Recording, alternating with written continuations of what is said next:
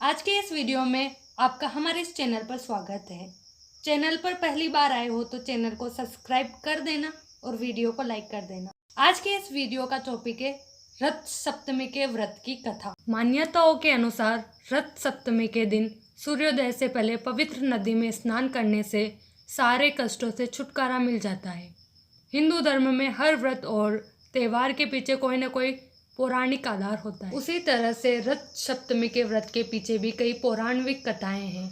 तो चलिए जानते हैं अचला सप्तमी की कथाओं के बारे में। भविष्य पुराण की कथा के अनुसार एक गणिका इंदुमती ने अपने जीवन में कभी कोई दान पुण्य नहीं किया था। उसने एक बार विशिष्ट मुनि से मुक्ति पाने का उपाय पूछा। मुनि ने गणिका से कहा, माघ मास की सप्तमी को अचला सप्तमी का व्रत करते हैं। इसके लिए षष्ठी के दिन एक ही बार भोजन करना चाहिए। सप्तमी की सुबह आग के 7 पत्ते रखें और सूर्य देव का ध्यान करके स्नान करें। इसके बाद सूर्य देव की अष्टतली मूर्ति बनाएं और शिव पार्वती को स्थापित करें। इसकी विधि विधान से पूजा कर तांबे के पात्र में चावल भरकर दान करें। गणिका इंदुमती ने ऐसा ही किया और शरीर त्याग दिया। इसके बाद इंद्र ने उसे अप्सराओं की नायिका बना दिया। पौराणिक कथा। कंबोज साम्राज्य के राजा यशोवर्मा काफ़ी महान राजा हुआ करते थे। उनके साम्राज्य को संभालने के लिए कोई उत्तराधिकारी नहीं था। उन्होंने संतान प्राप्ति के लिए अनेक देवी देवताओं से मन्नत मांगी कि उनके राज्य के लिए एक वारिस मिल जाए। फलस्वरूप भगवान की कृपा से उनके घर में पुत्र का जन्म हुआ। लेकिन उनकी खुशी ज़्यादा दिन नहीं चली क्योंकि उनका पुत्र मानसिक रूप से बीमार था। उस समय उनके राज्य में एक साधु आए।